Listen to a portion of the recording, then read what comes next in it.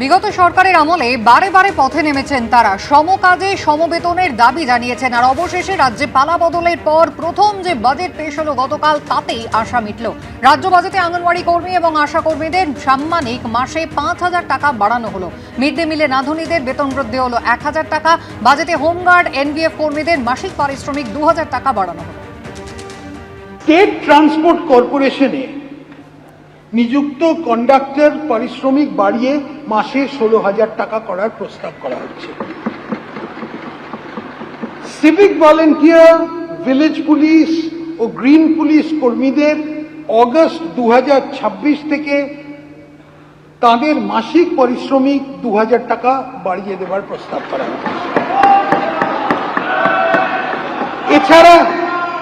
এছাড়া হোমগার্ড ও এনভিএফ কর্মীদের মাসিক পারিশ্রমিক 2,000 টাকা বৃদ্ধি করা হচ্ছে।